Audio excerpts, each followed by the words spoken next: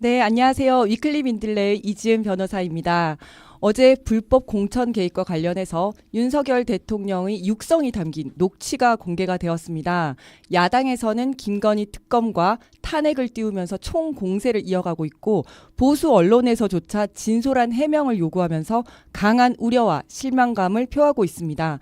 이런 혼란스러운 때일수록 시민들에게는 길잡이가 되어줄 수 있는 등대 같은 언론이 필요한데요. 그래서 이러한 시기에 시민언론 민들레 창립 2주기를 맞이한 것은 매우 의미 있는 일이고 어쩌면 이것이 또 민들레의 숙명이 아닐까 이런 생각을 해봤습니다. 오늘은 시민언론 민들레 창립 2주년을 맞이해서 이명재 대표님과 정찬영 전 YTN 사장님 모시고 이야기 나눠보는 시간 가지겠습니다. 안녕하세요. 안녕하세요. 안녕하세요. 네. 두 분 간단히 소개 부탁드립니다. 네.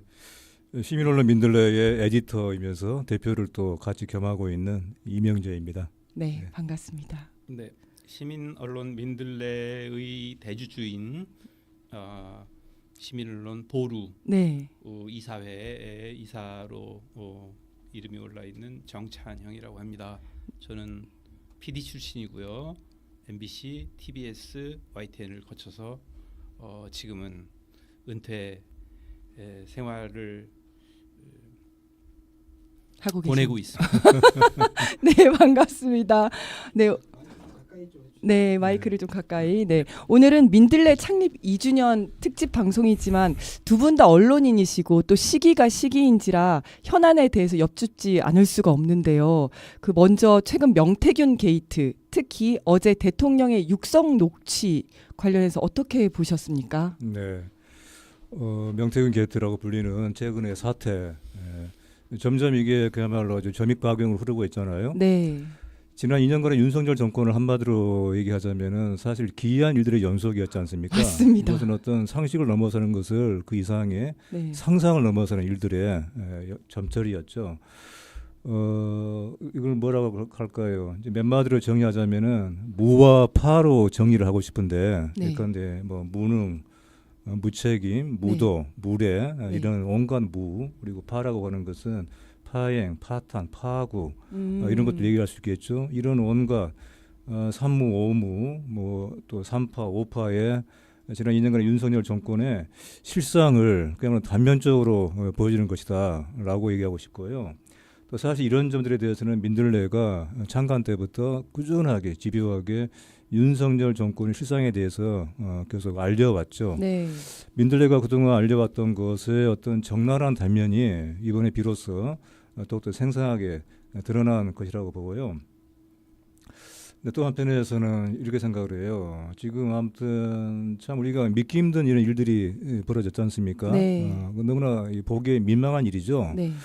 근데 항상 이제 이럴 때 뭔가 부끄러운 일을 행하는 사람들의 문제는 자기 자신이 얼마나 부끄러운 일을 했는지를 모른다는 거예요. 맞습니다. 오히려 부끄러운 것은 그걸 지켜보는 사람들의 몫이라는 것입니다. 그렇죠. 역시 이번에 여전히 그런 모습을 보여주고 있고, 저는 지금의 이 대통령 윤모 씨에 대해서는 이것이 어떤 대통령은커녕 또 어떤 공인은커녕 한 사람의 시민으로서의 그런 모습도 갖추고 있지 못하다. 네. 그래서 이런 사람에게 더 이상의 이 대한민국이라는 나라의 현재와 장래를 과연 맡길 수가 있느냐. 네. 이미 무작위라는 것은 이미 오래전에 드러난 것이지만은 네, 네. 다시 한번 이것의 어떤 범법적인 또 여러 가지의 입법적인 이런 근거들이 있기 때문에 이제는 더 이상 미룰 수가 없다. 네. 탄핵이건 퇴진이건 네.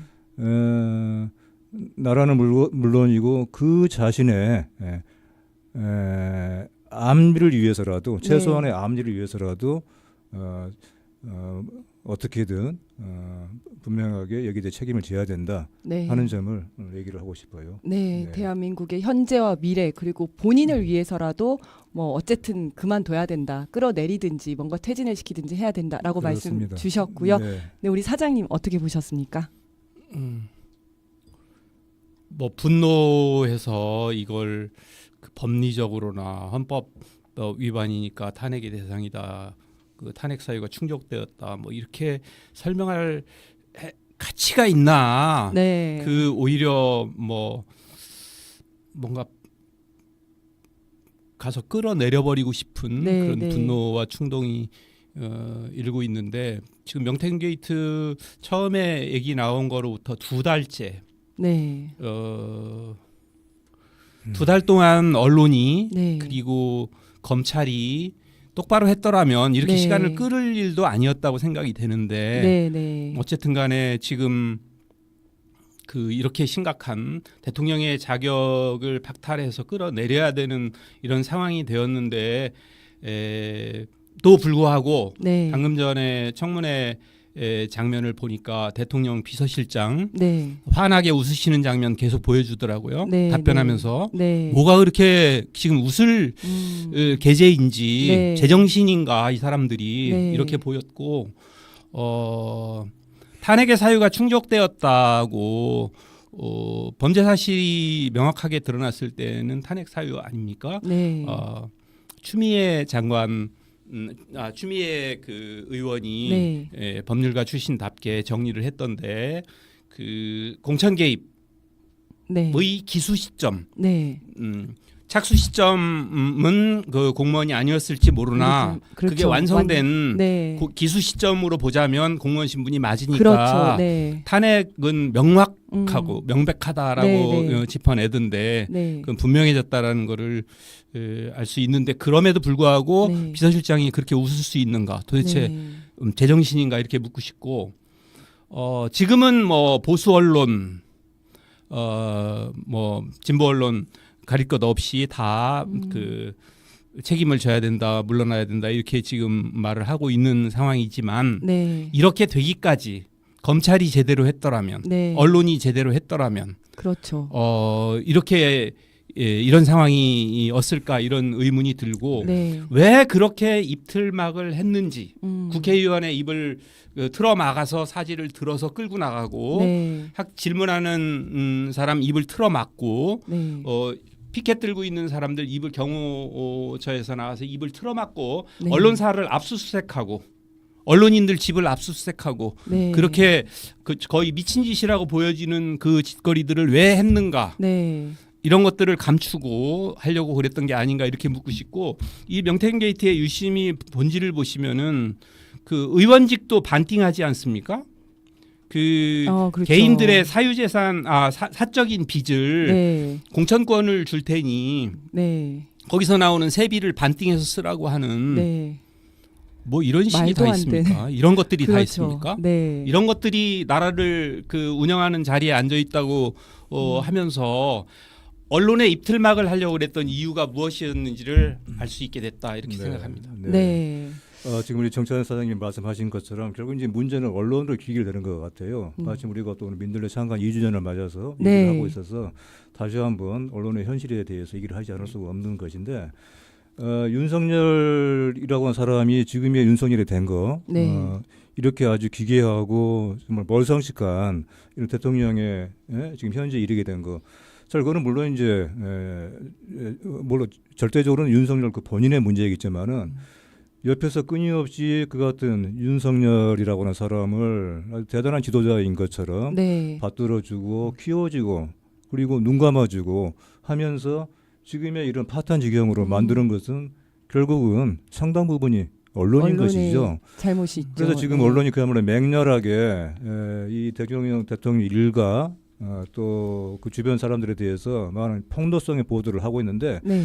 과연 그 같은 폭로를 하는 것은 좋지만은 그런 식의 그 보도를 하는 것과 함께 동시에 필요한 것은 뭐냐? 일단은 자기 반성이죠. 네. 자기가 과연 2년 전에, 1년 네. 전에 무엇을 했는가에 대해서 그렇죠. 한번 돌아봐야죠. 이 정권이 탄생하는데 그리고 지금까지 오는데 굉장히 큰 역할을 한 게 언론이거든요. 그렇죠. 네. 저는 그런 점에서 그렇게 본다면은 대통령 윤석열 씨조차도 네. 어떻게 보면 언론의 피해자예요. 어. 자기를 이런 식으로, 이런 지경으로 만든 것이거든요. 네. 이것은 마치 과거에 박근혜 씨가 언론에 의해서 떠받들어지면서 그같이 아주 형편없는 아주 그 불우한 상황에 처하게 됐듯이 네. 저는 마찬가지로 좀 단순하자면은 대통령 윤 씨도 네. 상당 부분은 언론에 의한 피해자일 피해자일 수 수가 있다. 네. 자, 이렇게 말씀하시는 동안 굉장히 많은 분들께서 댓글을 또 써주셨습니다. 네. 먼저 후원해 주신 분 읽어드린 산타님이신데요. 이지은 위원장님 덕분에 이 시간 애청자가 되었습니다. 이명재, 이재명 거꾸로 순간적으로 동명으로 착각했습니다. 2주년 축하드립니다. 시민 언론으로 많은 시민들이 참여해서 지속 가능한 언론이 되시길 응원합니다. 라고 하면서 슈퍼챗 쏴주셨습니다. 감사합니다. 고맙습니다. 네, 그리고 사랑초님, 많이 쏴주셨습니다. 2주년 축하드리고 항시 감사합니다라고 해주셨고요. 그 외에도 하늘사랑님, 사랑초 하늘사랑님, 네, 탄핵하자 이렇게 말씀해주셨습니다. 네, 사랑초님, 민들레 대표님 항시 건강하세요. 네라고 해주셨습니다. 네. 사실은 이제 이렇기 때문에. 민들레처럼 권력을 두려워하지 않는 언론이 더욱 필요한 것 같습니다. 네. 그러면 지금부터는 본격적으로 민들레에 대한 이야기 나눠보도록 하겠습니다. 네. 자, 먼저 어떻게 민들레를 창간하게 되셨습니까? 네. 먼저 이렇게 2주년 특집 방송을 마련해 주셔서 감사드리고요. 정확히 말하면 이제 저희들 창간 2주년 되는 날은 11월 15일이니까 네. 앞으로 2주 뒤입니다. 네. 하지만 이제 11월에 또 창간의 달이어서 이렇게 당겨서 지금부터 지금 민들레 창간을 돌아보고 또 시민들에게 일종의 그런 보고입니다. 보고. 민들레는 과연 그동안에 시민 언론다운 그런 모습을 보여왔는가? 그리고 앞으로 어떠한 과제를 스스로에게 제기를 해야 되는가에 대해서 시민들과 함께 이야기를 나누는 시간으로 생각을 합니다. 네. 민들레는 왜 창간되었는가? 네. 저는 이렇게 봐요. 민들레는 창간한 것이기도 하고 창간된 것이기도 하다. 네. 한국의 아주 세계 최저의 신뢰도를 보이고 있는 아주 극단적으로 신뢰를 잃고 있는 한국의 언론 현실에서 네. 시민들에 의해서 부름을 받고 창간된 것이다라고 네. 생각합니다. 다만 저희들은 이제 그 부름을 받고서 저희 언론 경력을 가진 사람들 그리고 뛰는 시민사회 여러분들이 힘을 합한 것이죠. 그렇게 해서 어떻게 보면은 참 어렵지만은 또 당연한 창간을 했다. 네. 그런 생각을 하고요. 바로 앞에 계시는 우리 정찬현 선배님도 사실은 그때 시민언론 설립 준비위원으로 네. 참여를 해주셨고 바로 우리 저기 지금 사진 나가고 네, 있는데, 그렇습니다. 네. 이게 바로 2022년 네. 8월 30일에 회의 장면인데요. 서 계신 분이 우리 대표님이시고, 네, 그렇습니다. 그리고 많은 정찬영 분들이 대표님도 보이네요. 저기 지금 보이죠. 네, 네, 보입니다. 저기 모인 분들은 자 지금 이런 언론 현실에서 대한민국의 상황, 민주주의의 어떤 대단한 일대 위기 속에서 이건 동시에 그 위기는 어디서부터 왔느냐? 네.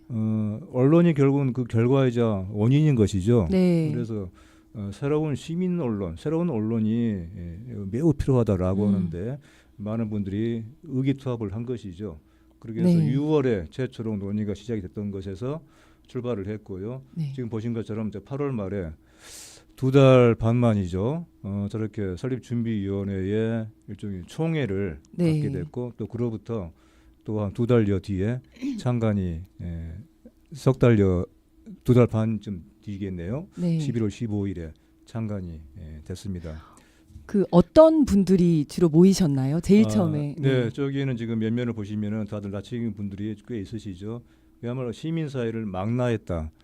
네. 시민사회 또 학계, 종교계, 물론 언론계 네. 분들이 지금 보시는 것처럼 우리 민들레 지금 상임 고문으로 계시는 강기석 네. 에디터도 맡고 계시죠. 네. 거기 계시고 또 우리 조원정 목사님 그리고 이봉수 교수님 또 김민웅 교수님 광명 교육감님 이런 분들이 고강원 한결의 사장 대표님도 계시고요. 또 우리 김정란 시인도 오른쪽에 보이고요. 이렇게 아주 여러 분야에서 그야말로 시민사회가 총 망라되었다라고 해도 네. 과언이라고 생각하지 않습니다. 네. 이런 분들이 그 같은 열의를 모은 겁니다. 지금 저 모임을 하고 있는 장소가 자유언론 실천재단 네. 그 건물의 1층 사무실인데요. 상징적이죠. 올해 50주년을 맞은 그 동아투이 자유언론 실천 선언. 네. 자유언론 실천 선언을 했던 네. 그 동아투이 50주년인데 결국은 권력에 의해서 언론이 제대로 작동하지 않으면 민주주의가 그 운영되지 않는 작동되지 않는 불능 네. 상태가 되는데 그것을 막아보겠다고 언론사 내의 기자들이 싸웠던 게 동아 자유 언론 투쟁 아니었습니까? 네. 네. 그 언론 그 자유 언론소를 위해서 싸웠던 분들의 그 싸움터에 네. 해당 기념하는 그런 곳에서 회의를 시작했던 것도 상징성이 있다 네, 이렇게 생각이 듭니다. 그렇습니다. 네. 또 궁금한 게 이 네. 이름이 민들레잖아요. 네. 이 이름을 왜 민들레라고 붙이게 됐는지도 궁금합니다. 민들레하면 일단 어떤 게 떠오르십니까? 굉장히 강인한 생명력. 강인하기도 하죠. 근데 그 전에 일단 아주 흔하죠. 그렇죠. 흔하고 또 한편 강인하면서도 좀 약해 보이잖아요. 뭔가. 그냥 풀 같은. 그렇죠. 네. 이름 없는 풀 같기도 하고. 바로 그 같은 민들레 이미지가 그대로 우리가 하고자 하는 일에 네. 아주 절대적으로 부합하다 생각을 했어요. 저는 이제 애초에 이름을 공모를 했습니다. 아, 네. 저희 주변 사람들을 통해서 네, 공모를 네. 했는데 한 50개 넘는 이름들이 들어왔어요. 네. 많은 좋은 이름들이 들어왔는데 근데 하지만 이 민들레라고 하는 이름을 누가 제시하는 순간 네. 거의 뭐 90% 이상의 동의가 이루어졌죠. 아, 바로 이거다 이렇게. 네, 그렇습니다. 그래서 민들레는 일단은 민들레의 민자가 뭐 민중, 민처 네. 시민할 때 그 민은 물론 이제 한자어이지만은 네. 또 통하죠. 그게. 그래서 보통의 이런 그 민중, 민초의 그런 모습이면서 또 약하고 또 한편 이게 아주 강인해요. 네. 지금 말씀하신 것처럼 우리가 학계에서 알려진 바로는 민들레가 땅속 깊숙이 뿌리를 내리거든요. 네. 학계에 보고된 바로는 아마 9m 밑에까지 내리는 것이 그래요? 발견되었다고 합니다. 오. 그만큼 이게 이중의 어떤 이미지가 있죠. 네. 약해 보이면서 또 아주 강인한 네. 이게 바로 우리 민중의 모습이고 또 우리 시민의 네. 모습이지 않습니까? 네. 바로 그런 점이 우리 민들레라고 하는 새로운 언론의 네. 성격하고 아주 부합하다고 보고요. 또 하나 이제 민들레가 갖고 있는 많은 약초 성격이 효능이 있는데 그 중에 하나가 해독제예요. 해독제.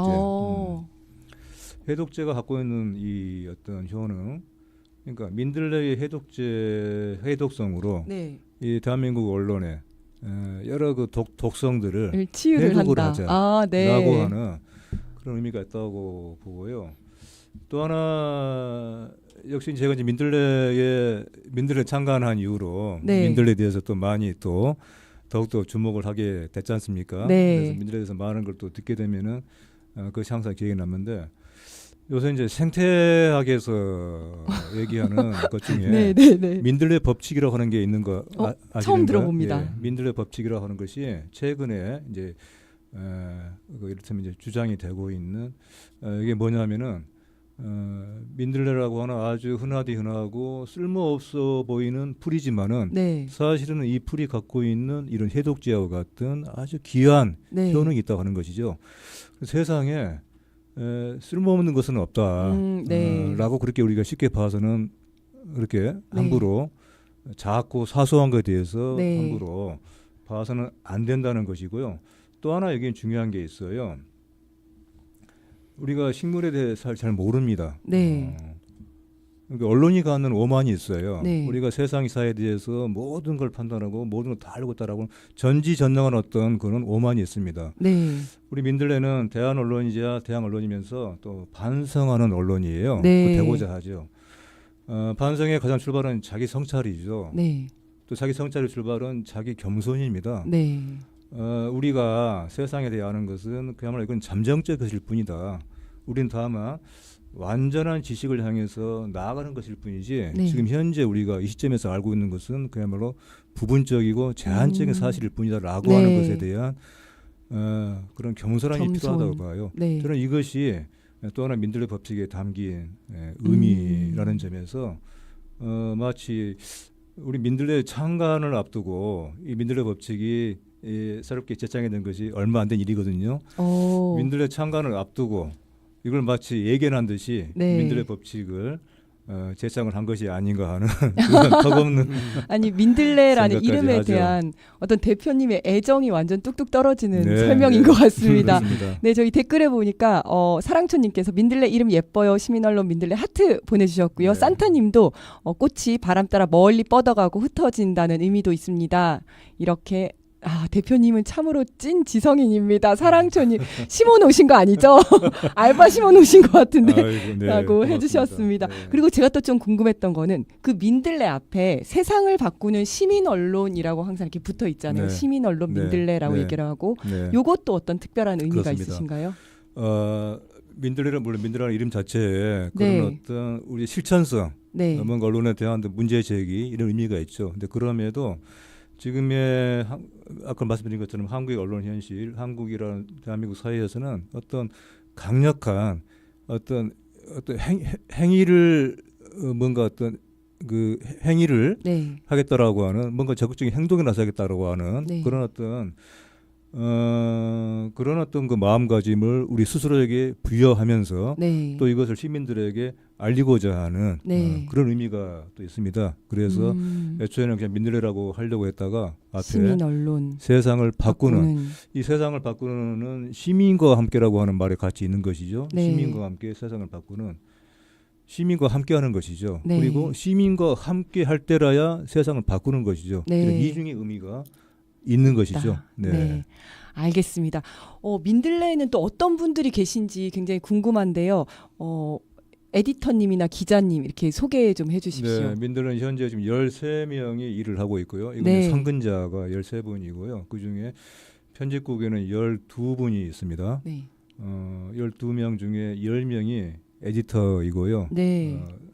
이제 다른 2명은 30대에 상대적으로 젊은 기자들로서 현장 취재를 많이 하는 기자들입니다. 이렇게 구성이 되어 있습니다.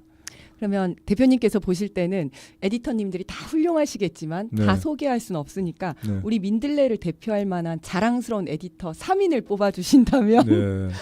매우 조심스러운 네, 네. 답변이 되겠는데요. 사실 한 분 한 분이 다 대표하는 분이죠. 근데 굳이 뭐랄까 대표라기보다는 특징적인 분들을 네. 세 분을 좀 소개하자면은 아까 사진으로 봤던 강기석 상임 고문 겸 에디터입니다. 네. 저 분은 지금 기자 경력 45년이 넘는 어, 분이에요. 네, 기자 네. 경력. 제일 오른쪽에 계신 이게 가장 이렇게 좀 화나신 분이 계시죠. 네, 네, 파란색 옷 입고 계신 네, 예, 네. 그 영문만이 아니고 마음도 네. 아주 화나십니다. 네. 네. 어떻든 저분이 네. 새로운 시민 언론 설립을 최초로 아. 제안한 분이에요. 네. 그래서 민들레의 어떤 뭐 3파 이상의 역할을 한 것이죠. 네. 3파가 아니죠. 민들레 최초의 발안자 역할을 하신 네. 것이죠. 그리고 45년 기자 생활에 그야말로 마지막에 어떤 자기의 결산을 네. 민들레에서 좀 하는 것이 내 인생의 큰 복이다라고 네. 하는 말씀을 늘 하고 계시죠. 네. 저는 저분이 윤 대통령 취임 2주년을 기념해서 어쨌든 칼럼을 쓰셨던데 네. 거기에서 윤 대통령이 뭐라고 평가했냐면 모자란 대통령이 권력을 사유화하는 것에만 도가 튀었다 이렇게 네. 썼는데 너무 정확한 네, 표현인 네, 거예요. 그렇습니다. 이분 진짜 통찰력 있으시다 네, 네. 이런 생각이 들었어요. 제가 꼭 전달해 드리겠습니다. 네. 또 한 분은 이제 한승동 에디터가 계시는데요. 네. 이분은 아마 이름 들으면은 많은 분들이 아실 거예요. 제가 보기엔 한국을 대표하는 국제 전문 기자이다. 이렇게 네. 얘기를 하고 싶어요. 지금도 역시 이분도 40년 가깝게 지금 현장을 뛰고 계시는 분이고 한겨레에서 오랫동안 계셨죠. 네. 어쨌든 이분을 중심으로 해서 우리의 국제 외교안보 분야의 진영이 네. 아주 막강합니다. 불과 3명 이지만은 네.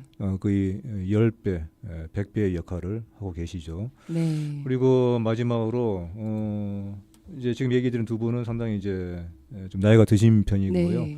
젊은 축에 속하는 에디터로 우리 김호경 에디터가 있습니다. 우리 민들레 편집인도 맡고 있죠. 이 김호경 에디터는 이른바 우리가 흔히 레거시 미디어라고 부르는 네. 기성의 매체 두 군데를 거치면서 네. 그때마다 뭔가 어떤 자기의 어떤 그 한계를 느꼈어요. 네. 자기의 한계라기보다는 언론의 한계이죠. 네. 기성 언론의 한계이죠.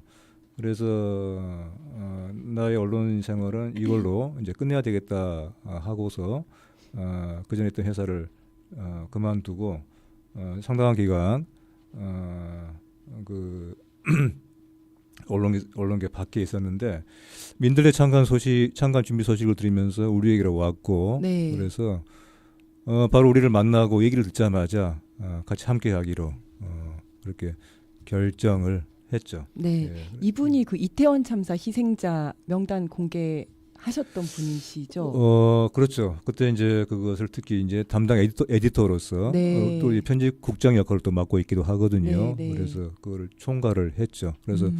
상당히 고초를 겪고 있습니다. 네. 네. 그리고 인터넷에 찾아보니까 뭐 여전히 이렇게 뭐 좀 극우 인터넷 커뮤니티에서 조리돌림도 많이 당하고 그것 때문에 스트레스를 많이 받으셨겠다라는 네, 생각이 네, 들더라고요. 네, 네. 그리고 민들레이 2년을 돌아보면 참 다양한 사건들과 장면들이 있을 것 같습니다. 네. 민들레이 사건 세 네. 가지 이렇게 뽑아주신다면 뭘까요? 네. 많은 분들이 아마 이제 저기 사건 세 가지를 꼽으러 한다면 아마 많은 분들이 이태원 참사 명단 공개를 네. 얘기를 하실 것 같은데 물론 그것도 얘기를 하고 싶습니다. 네, 네. 많은 이제 그 전에 일단요 저는 민들레 창간 첫날에 그 감격을 꼽고 싶어요. 아, 네, 네. 네. 저희들이 아까는 제가 다소 이제 그 과정이 어렵지만 않았다라고 얘기를 했는데 항상 어려움 속에 또 용이한 게 있고 또 용이한 것 속에 어려운 게 있는 것이거든요. 네. 저는 항상 그렇게 생각을 하려고 하는데 어떻든 간에 하지만 상당한 반신반의가 있었죠. 네. 하루에 12번씩 과연 이게 될까라고 하는 생각을 그러실 것 했었고 같아요. 상대적으로 저는 그렇진 않았습니다만은 초기에 이 작업을 같이 했던 분들은 현실적인 여러 가지 어려움 사정들 때문에 과연 이게 우리가 이걸 해낼 수 있을까에 대해서 많은 그런 좀 회의들을 가졌어요. 갖기도 네. 했죠. 네, 그럴 때마다 그걸 이겨냈는데 그때 주변의 반응이나 이런 건 좀 어땠습니까? 그래 매우 필요한 일이다라고 하는 데는 많은 분들이 공감을 일치를 했죠. 해주시는데. 하지만 과연 현실적으로 그게 가능할까? 어. 지금 당신들이 하려고 하는 정도의 네. 그런 성격의 매체를 만드는 것이 과연 가능할까라고 하는 많은 그런 현실론들을 제기를 네네. 했고 또 상당 부분 또 그런 부분들이 또 타당 또 그럴 만한 얘기라고 봅니다. 네. 그래서 저는 이렇게 봐요. 세상에 어려운 일을 하는데 어려운 일일수록 뭔가 우리가 보람을 갖게 되는 게 있거든요. 네. 뭔가 어떤 일을 하는데 이 사실 며칠간의 불면의 밤이 필요한 거잖아요. 네. 불면의 밤 속에서 또 꿈을 또 꾸가 되는 것이거든요. 네. 꿈이 필요한 것이죠. 네. 중요한 것은 필요한 것은 꿈을 잃지 않는 것이에요. 네. 꿈을 잃지 않을 때 그 꿈이 현실이 되죠. 네. 그런 생각으로 저희들은 이제 그때마다의 그런 회의 또 그런 곤란한 점들을 이겨냈다고 보는데 어떻든 8월 30일에 아까 얘기했던 준비위원회 모임이 있고 나서 그로부터 저희가 공덕동 사무소를 얻고 또 그로부터 한 달 뒤에 11월 15일에 창간을 하고서 했는데 창간 전에 저희가 민들레 일요일한 매체가 앞으로 시민 여러분을 찾아갑니다라고 하는 것을 알렸어요. 네. 그로부터 한 20일 전이었네요. 그때 제가 이제 유튜브 방송을 통해서 알렸는데 그 다음날 새벽에 제가 사무실로 나와서 과연 민들레 창간에 대해서 시민들은 어떤 반응을 보내야 할까에 대해서 상당히 많은 어떤 그런 생각들을 하면서 아침에 PC를 켜고 또 우리 후원 계좌를 또 확인을 한 순간 네.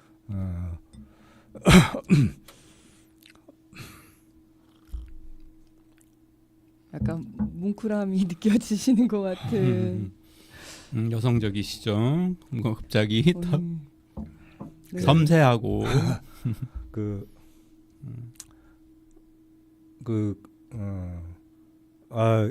정말 그 시민들의 네. 정말 뜨거운 반응 그리고 응원의 문구들 그걸 보고 아마 눈물 한 방울을 흘렸던 것 같네요. 내가 결정 잘했다. 이 길이 옳은 길이다. 이런 확신을 네, 가지신 것 시민들에 같습니다. 대한 감사도 있고요. 또 이분들은 참 이거를 기다렸구나. 네. 이만큼 이런 어떤 기대와 요구와 열망과 이건 명령이구나. 네. 명령이다 이것은 하는 생각을 했었죠. 그래서 아까 말씀하신 것처럼 민들레는 창간되었다라고 네. 표현을 하신 게 그렇습니다. 시민들의 열망이 있었기 때문에 네. 이게 지금 창간이 되었다 이렇게 네. 말씀을 하셨네요. 네. 네. 그러면 혹시 창간 당시에 어떤 꿈을 향해 우리 사장님께서는 꿈을 향해 가시는 파였습니까? 아니면 현실파셨습니까? 준비위원이시기도 하셨었는데요. 그 이대로 언론을 그대로 두면 네. 그 암울한 나라가 되겠다라고 생각을 했죠. 네. 특히 검찰의 그 지독한 반인권적 불공정의 상징이 되는 그런 그 수사 방식, 그다음에 검언 유착에 의해서 나라가 엉망진창이 되는 과정에 대해서 그 권력에 대해서는 원래 비판의 책임이 있는 언론이 네. 그 법조 기자들하고 유착된 그런 상태에서는 제대로 된 보도가 제대로 된 비판이 이루어지지 않는 것을 보고 집단적인 최면에 걸린 듯 그 특히 조국 가족에 대한 수사 과정에서의 언론 보도 태도나 검찰의 태도를 보면서 야 이대로 가가지고는 나라의 미래가 없겠다, 민주주의 미래가 없겠다 생각을 네. 했죠. 진보 언론조차 그때 당시에 법조 기사들은 이미 다 오염된 그런 기사들을 쏟아내고 있었고, 그래서 새로운 언론의 필요성이 제기가 되고 있었는데 그래서 새 언론을 만들어야 되는 게 아닌가요? 뭐 이런 얘기를 했는데 네. 이 의기투합한 기자들과 강기석 이사장을 비롯해서 몇몇이 얘기가 나온 지 몇 달 만에 6월, 8월, 11월까지 이 기간이 실제로 8월에 발기인 모임 가지고 나서 한 2, 3개월 만에 그 언론사를 설립을 해서 제 첫 번째 보도를 하기 시작하는 걸 보고 강기석 그 선배는 저보다 연배가 많은 노인이시거든요. 네. 근데 이 무슨 괴력인가. 물론 이제 체구나 이거 뭐 이런 건 지금 약간 보고 계실 수도 있을 것 같은데. 그 씨름이나 이런 운동을 하셨을 것 같은 그런 체구여서 네. 힘은 좀 있으시겠다 생각했지만 네. 무시무시한 속도로 그거를 처리를 해내시는 그 팀플레이를 하는 걸 보고, 그리고 어디서 그런 기자들을 에디터를 그렇게 충원을 해내는지 순식간에 그 기자 경력 500년 총 500년이라고 할 정도로 그 되는 연륜도 있으려니와 그 기간이 중요한 게 아니라 그동안 오염되지 않은 채 네. 그 사실을 보도하고 그 맥락을 분석하고 그 통찰력을 가진 기사를 써온 그 오염되지 않은 기자들을 그렇게 찾아서 팀을 꾸리는 걸 보고 놀랬죠. 너무 정확하신 것 같아요. 그리고- 오염되지 않은 예, 네, 그리고 언론인들. 그 다음에 윤석열 정부가 이태원에서 그 수많은 사람들이 정부의 잘못으로 정부가 잘못한 거 아닙니까? 그렇죠. 거기 치안과 그 교통 질서와 네. 경찰 출신이니까 잘 그렇죠. 아시겠지만 네, 네, 네. 경비를 제대로 하지 했으면 않았죠. 행사 경비를 제대로 했으면 그런 그렇게 사고가 안 나야 되는 거죠. 맞습니다. 사고가 났으면 다 처벌되고 문책을 해야 되는 거죠. 그렇죠. 그런 네. 걸 제대로 안 하는 상태의 정부와 네. 그걸 제대로 비판하지 않은 언론들이 음. 수두룩하게 대부분의 언론들이 그러고 있었고, 네. 사망자의 명단을 보도하는 것은 비윤리적이다라고 그 말도 안 되는 어디 네. 어느 법에도 어떤 윤리 규정에도 어떤 언론사의 윤리 규정에도 없는 원칙을 제시를 하면서 민들레의 그 보도를 막으려고 하는 것을 보고 네. 민들레가 태어날 이유가 있었다라고 생각을 했어요. 네. 진보적인 시민 단체들조차 이것을 유족의 동의 없이 보도하는 것은 그 비윤리적이다라고 하는 네. 존재하지 않는 그 윤리를 갖고 왔어요. 네, 네. 그래서 야 이건 무서운 집단 최면이다. 이 사람들 제정신이 아니다라고 생각을 했거든요. 네, 네. 그 가운데에서 제정신을 가지고 그걸 보도를 하는 민들레가 첫 보도를 그걸로 하는 걸 보고 탄생의 이유와 존재의 이유를 입증하고 있다 이렇게 생각을 네. 했습니다. 그- 당시에 원래 그 사망 기사는 부고 네. 기사는 네. 그 공동체에 굉장히 유의미한 의미를 가지게 됩니다. 누군가의 죽음은 네. 무의미한 죽음이 없어요. 네. 누군가의 죽음은 그 공동체에 있는 사람들한테 알아야 되는 죽음인 경우가 대다수예요. 네. 그래서 그 부고 기사가 있고 네. 부고 기사만 가지고 일면에다가 크게 다루고 있는 타블로이드 신문들이 있는 거고 네. 외국에도. 그리고 이때 단 한 가지 주의해야 될 사항으로 그 언론윤리에 있어서 선진국들이 하고 있는 것은 네. 사망 소식을 공식적으로 유족들이 전달받기 전에 네. 언론 화면을 통해서나 언론 보도를 통해서 먼저 알게 하지 말라예요. 네. 내 가족과 내 자식의 전사된 모습, 사고당한 모습을 정부로부터 내가 통보받기 전에 네. 유족들한테 먼저 전달되기 전에 보도를 통해서 사망자 누구누구 일병 이렇게 나가지 않게 해달라는 네. 것이 언론 윤리예요. 네. 근데 네. 그것을 보도해서는 안 된다.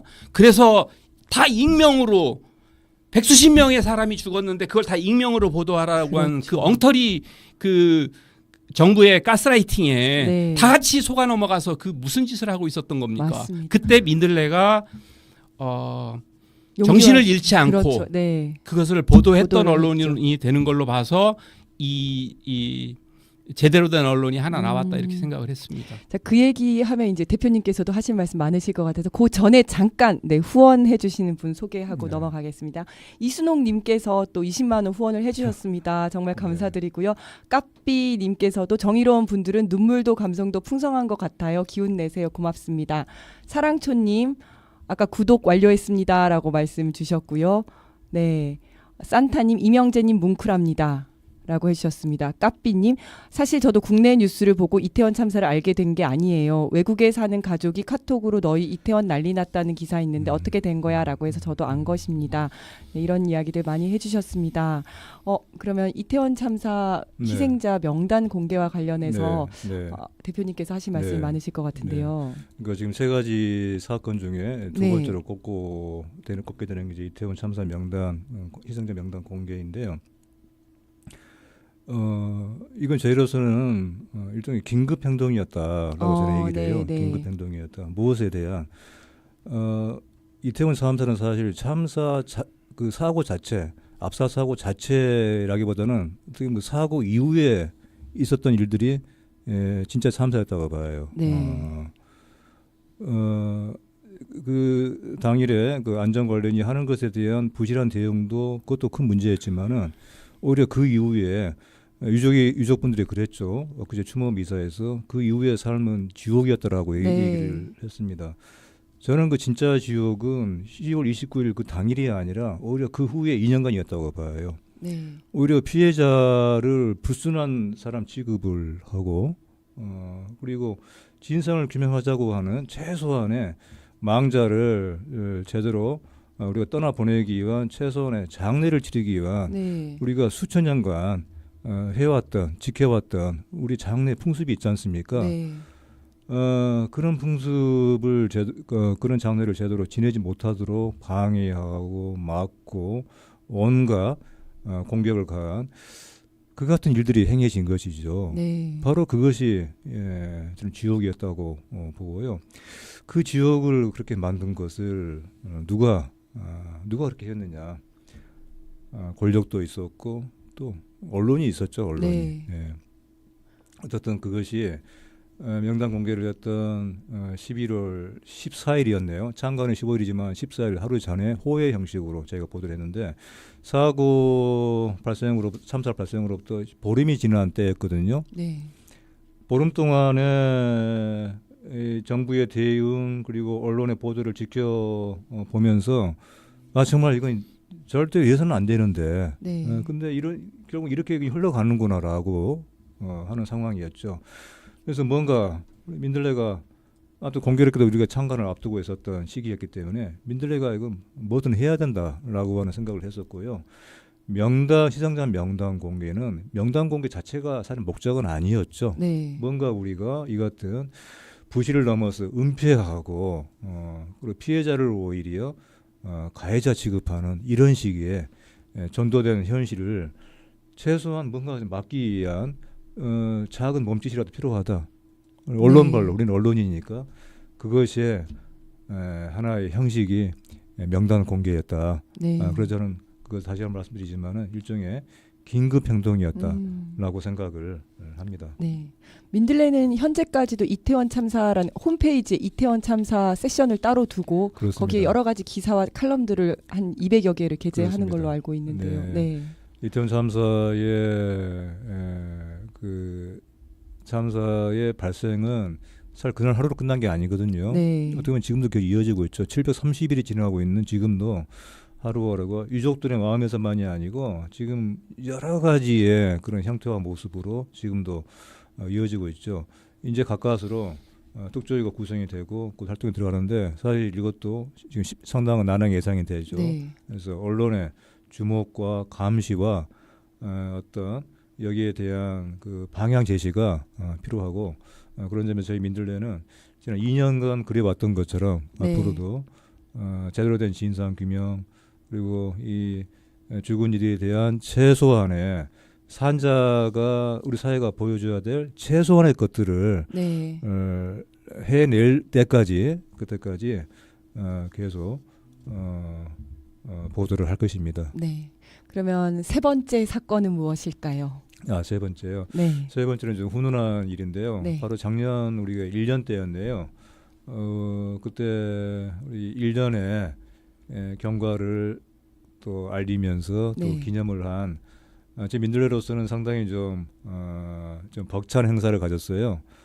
우리 후원자들과 독자들을 위한 시민들을 위한 일종의 잔치를 벌였는데 네, 네. 그때 고맙게도 우리 가수 정태춘 선생님이 네. 박은호 선생님이 우리 민들레 후원자들을 위해서 공연을 해주셨습니다. 그래서 네. 그때 아주 흥겨운 그리고 서로를 많이 자축하는 그런 자리가 됐고요. 그때 또 우리 정찬영 대표님이 중간에서 많이 주선을 해주셨죠. 2주년 기념 행사는 없나요? 지금 이게 2주년 기념의 하나고요. 네. 작년같이 이렇게 크게 할 수는 없고 올해는 지면을 통해서 네. 지면상 여러 가지 기획을 지금 준비를 하고 있고요. 네. 그리고 이제 유튜브 방송을 또 통해서 네. 그렇게 아까 말씀드렸지만은 기념 또 보고 네. 또 앞으로의 다짐을 네. 하려고 합니다. 네. 네. 이필재님께서도 후원자로서 민들레 창간 2주년을 축하합니다라고 말씀해 주셨습니다. 네, 감사합니다. 네, 네. 우리 사장님께서는 혹시 민들레와 관련해서 기억에 남는 장면이나 사건 있으세요? 거의 다른 기사들도 뭐 다른 매체에서 잘 안 다루는 것을 열심히 다루고 있어서 보고 있지만은 해외 여행이라든지 어떤 이유 때문에 뉴스를 접하지 못하는 단절된 어떤 기간을 경유한 사람들이 그 공항에서 들어오면서 네. 그동안 무슨 일이 있었지 이렇게 서치해보는 여러 가지 방법 중에 네. 매일매일 나온 종합 뉴스들을 이렇게 뒤적여보는 거는 너무 벅찬 일이고 네, 네. 그런데 그 우리 민들레에서 뉴스를 이렇게 정돈해 놓은 큐레이션 해 놓은 것을 이렇게만 보더라도 네, 네. 사안별로 어떤 흐름이 놓치지 말아야 될 어떤 부분이 있는지가 이렇게 보이죠. 네. 그렇게 볼 수 있으면 그것을 가지고 다음 의사결정을 할 때 네. 또 어떤 문제에 대해서 논평하거나 비평하거나 판단을 할 때 네. 그 소중한 자료가 이렇게 되기 때문에 평론가들도 네. 다른 언론에 나가서 그 정치 평론을 하고 있거나 문화사회 평론을 하고 있는 분들도 민들레를 열심히 보고 있는 것으로 알고 있습니다. 네. 그래서 민들레 역할이 굉장히 중요한 거고 네. 근데 지금은 이를테면 명태균 게이트 정도의 상황이 되자 보수 언론들까지 나서서 윤석열의 그 대통령으로서 해서는 안 되는 짓들에 대한 비판과 네. 책임을 져야 되고 정돈해야 될 것을 이제 비판하고 있지만 네. 그렇게 묻고 싶죠. 네. 선거 때는 몰랐는가? 선거 때 그렇게 해서는 안 된다라고 비판했던 언론들이 많지가 않았고 네. 그래서 결국은 이런 결과가 나왔고 대통령으로 당선된 뒤에도 질문할 수 있는 그 기자들의 그 입틀막을 계속 해왔던 거예요. 네, 그리고 네. 어떤 문제에 대해서 집중적으로 문제를 제기하는 언론에 대해서는 검찰을 시켜서 경찰을 시켜서 압수수색하고 네. 털고 민들레도 압수수색을 당했죠. 네. 이런 식으로 해서 위축되게 만들고 질문하지 못하게 하니까 네. 그 권력이 그렇게 썩어갔던 것이고 그리고 그런 문제가 있을 때 언론의 비판과 함께 검찰이 수사를 해서 하나하나씩 그 견제를 해나갔어야 되는데 그렇게 안 했기 때문에 네. 검찰이 지금은 없어져야 된다고 사회적인 합의가 이루어져 가고 있지 않습니까? 네, 네. 그래서 검찰 내부에서도 이제는 네. 장례식을 준비하겠다고 하지 않습니까? 검찰에. 이렇게 된 검찰의 장례식이 시작된 이유는 검찰이 언론을 비판하지 못하게 하고 그 검찰이 언론을 도구로 써서 그 멋대로 하는 멋대로 수사하고 멋대로 기소하고 멋대로 봐주던 그따위 짓을 해왔던 것이 이제는 썩어서 네. 도저히 어쩔 수가 없는 단계까지 이르게 된 것이죠. 이 과정에 언론이 제대로 역할을 못해서 이렇게 됐기 때문에 저는 그런 것에 대해서 두려움 없이 끝까지 남아서 항쟁하고 싸우고 지켜내려고 하는 언론의 자유를 지켜내기 위해서 싸우는 언론에 대해서 시민들이 응원하고 독자들이 응원하고 그렇게 해야 된다고 생각이 됩니다. 창간 2주년의 즈음에서 민들레 사무실에 가서 보면 열악한 조건입니다. 네. 광고를 안 받습니다. 그렇죠. 광고 없이 기업 광고 없이 후원으로만. 기업에 왜냐하면 광고 탄압을 해서 그 자유 언론을 말살시키려고 했던 권력의 음모를 알기 때문에 네. 첫 번째 언론 탄압이 그 광고 탄압이었거든요. 동아에 대한 50년 전에 그 탄압이 그리고 그 이후에는 대기업의 광고나 이런 걸 통해서 장악을 하죠. 네. 그 광고를 넣었다 뺐다 줄였다 하면서 길들이기 기사에 대해서 길들이기를 해서 심지어 진보 언론들까지도 거기에 네. 휘청거리게 되고 그렇게 되는 것을 피하고자 네. 광고 없는 언론으로 지금 버티고 있는데 네. 광고 없는 언론이 버티는 방법은 기자들이 자기 돈을 내서 그 언론사를 유지하던가 네. 아니면은 독자들이 그 후원을. 정리해준 네. 거기 민들레에서 정리해준 기사가 가치가 있다고 생각이 되면은 거기에서 구독료와 네. 그 후원금을 내서 네. 민들레를 지켜줘야 이거를 민주주의를 지켜내고 정부가 타락하고 부패하고 지들끼리 헤쳐먹는 거를 막을 수 있게 되는 것이 결국은 내 돈을 지키는 것이다. 네, 이런 오늘- 엉터리 같은 정부가 그 국제적인 외교를 다 파탄으로 이끌게 되고 경제를 다 네. 망쳐서 나라를 다 파멸로 몰아넣고 있지 않습니까? 그리고 이 위기를 탈출하고자 전쟁 획책을 해서 계엄령까지 끌고 가겠다는 음모가 있는 게 아닌가 지금 걱정스러운 상황인데 그러고도 남을 집단이라고 생각이 드는데 이런 거를 나라가 망하고 내가 경영하는 기업이 망하고 가게가 파탄나지 않기 위해서는 민들레 같은 언론을 지켜야 된다 그런 생각으로 그 네. 2주년을 만 사실 가장 중요한 말씀을 해주셨는데 중요한가요? 그게? 구독과 후원이 중요하다.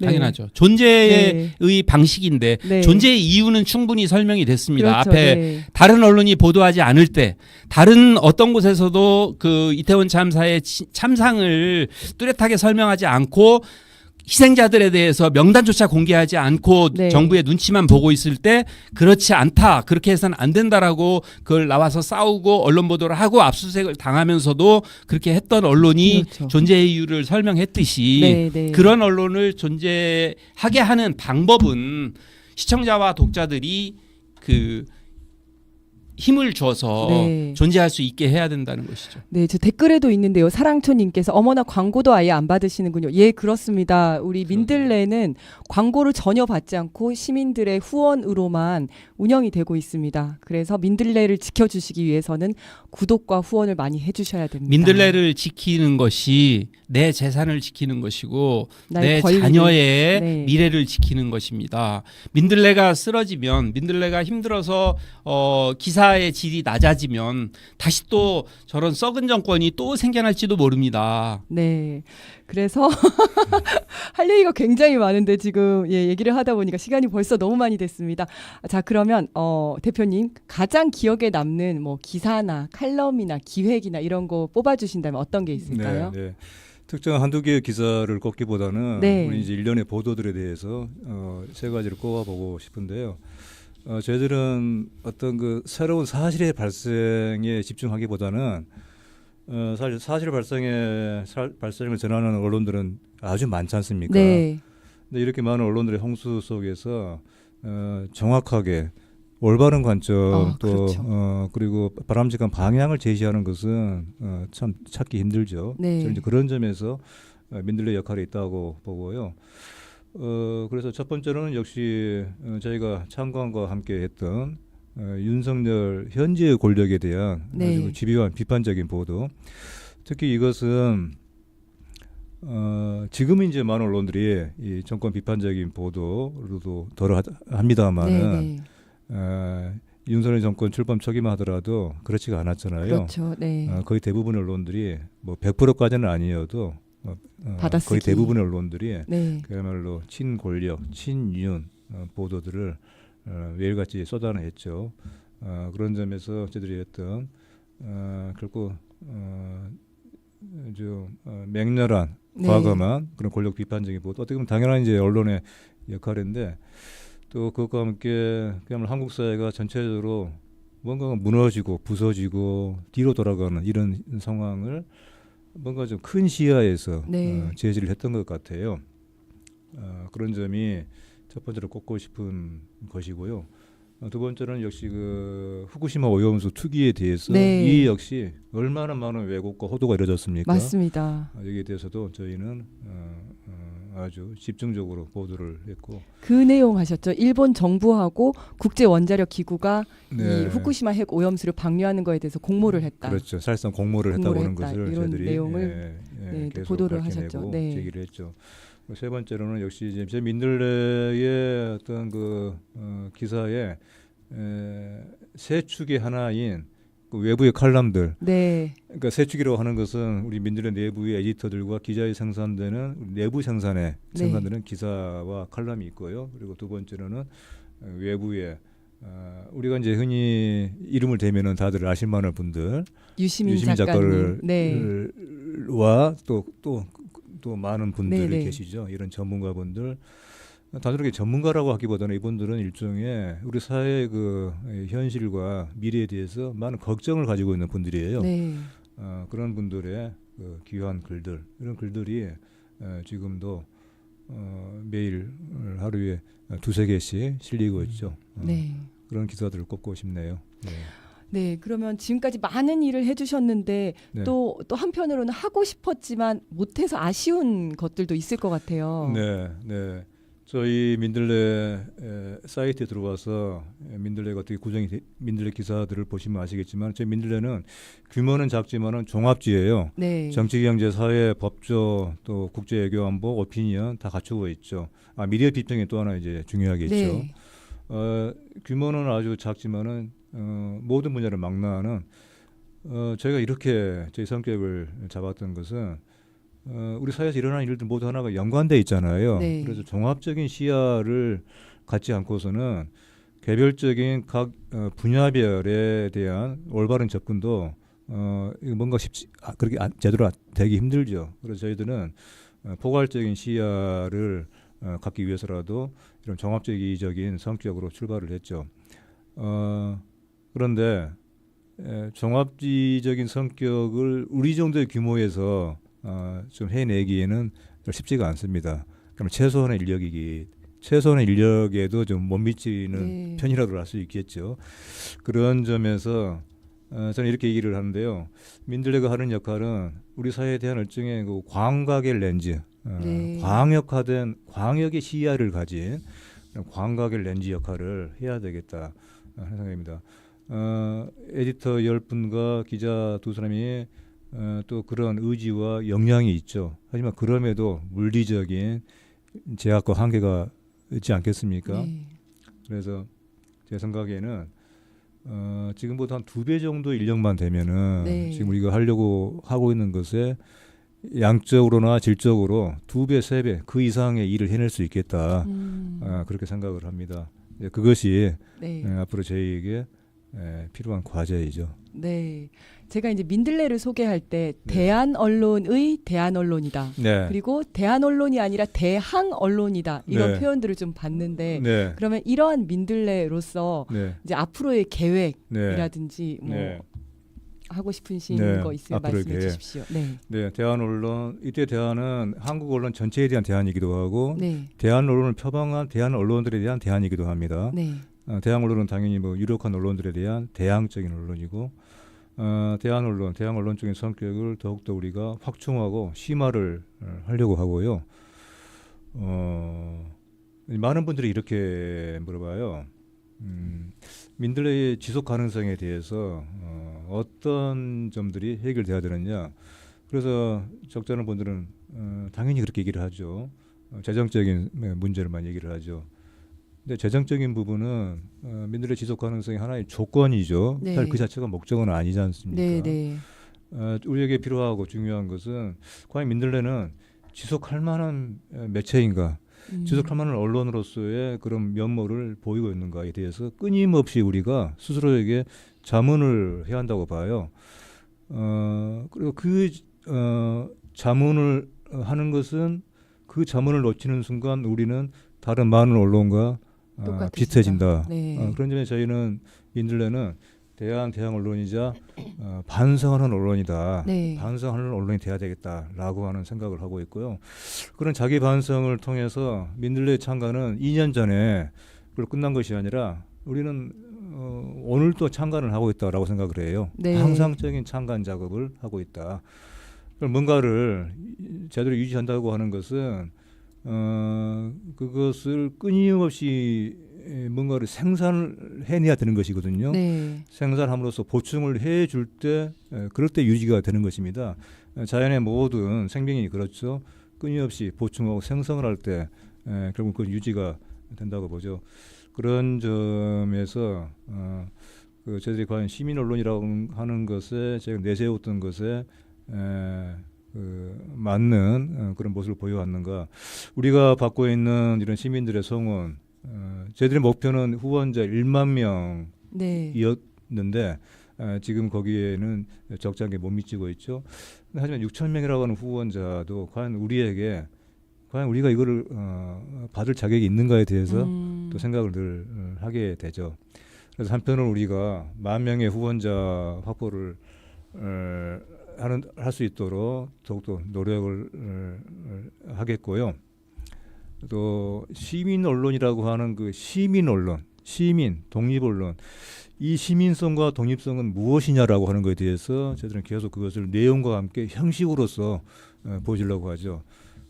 이제 그 중에 구체적인 것으로서 시민들과의 교류, 시민들과의 함께하는 여러 가지 그런 프로그램들을 앞으로 더욱더 적극적으로 만들려고 하고, 그것이 한 일환으로 저희가 이제 창간 2주년과 함께 시민 기자단을 본격적으로 운영하려고 네. 합니다. 그래서 기자로 민들레 시민 기자로 참여하실 분들은 앞으로 민들레의 기자로서 여기에 같이 참여하시게 되겠고요. 네. 또 사실 이건 저희가 지금 좀 다소 늦긴 했는데 독자위원회도 네.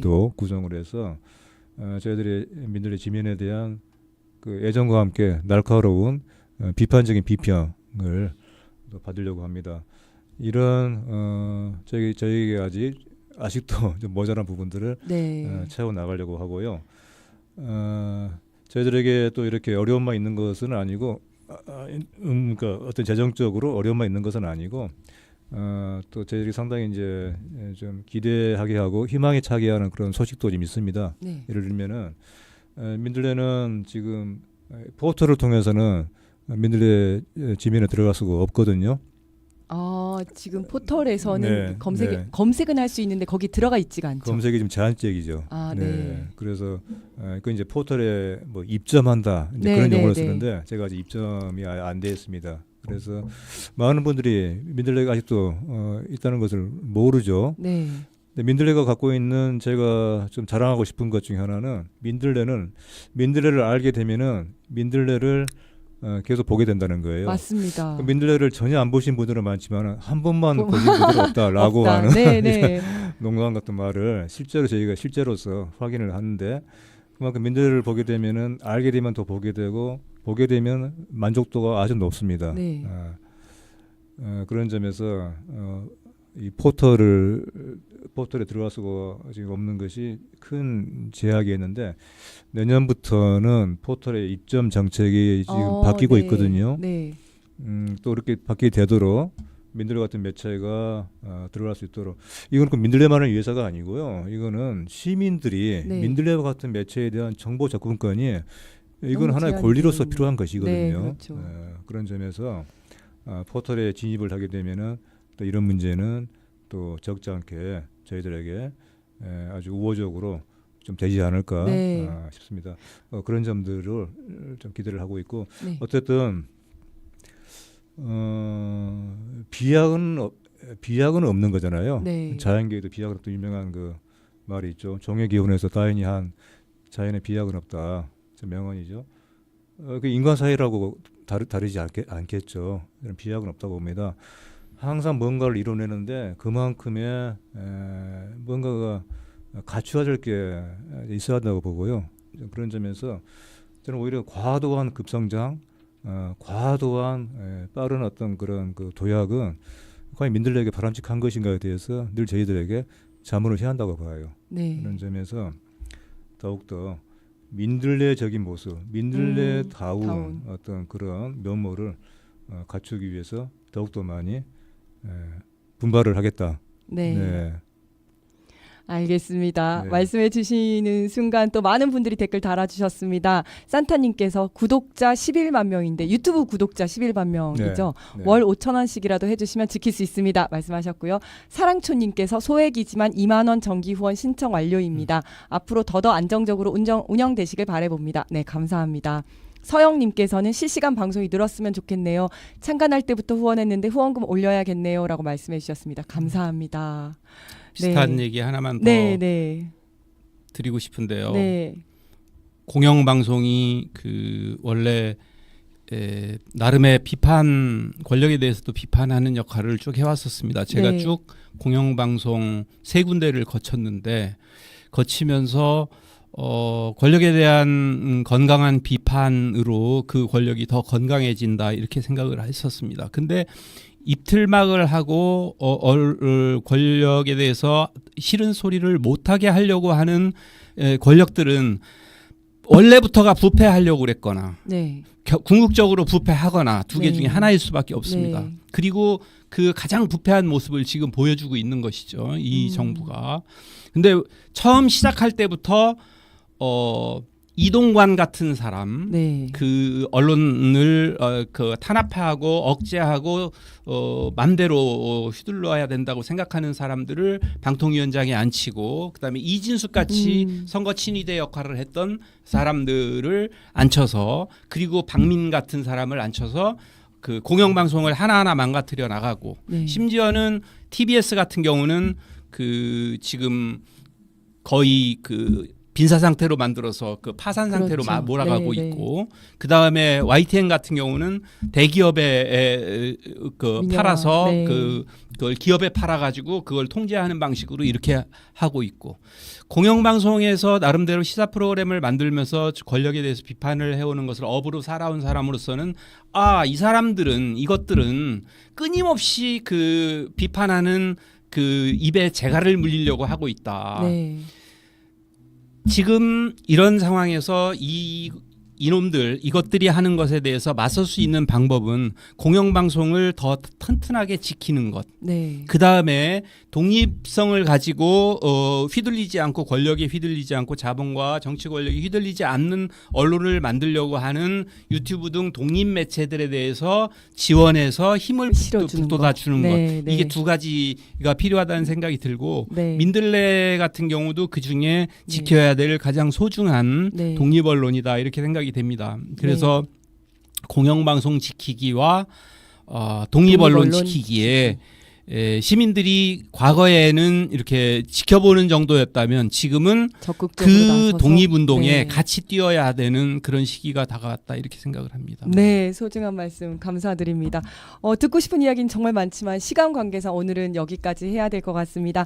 이 방송은 민들레 TV, 비상시국 KTV, 언시국 TV에서 동시에 송출하고 있습니다. 좋아요와 구독 눌러주시면 민주주의와 공정 언론을 지키는데 큰 힘이 됩니다. 다시 한번 시민언론 민들레의 창립 2주기를 축하드리고 앞으로도 쭉 작지만 강한 언론, 독립언론, 대항언론이 되어주시기를 부탁드리겠습니다. 저는 다음 주에 또 뵙겠습니다. 감사합니다. 네, 고맙습니다. 수고하셨습니다.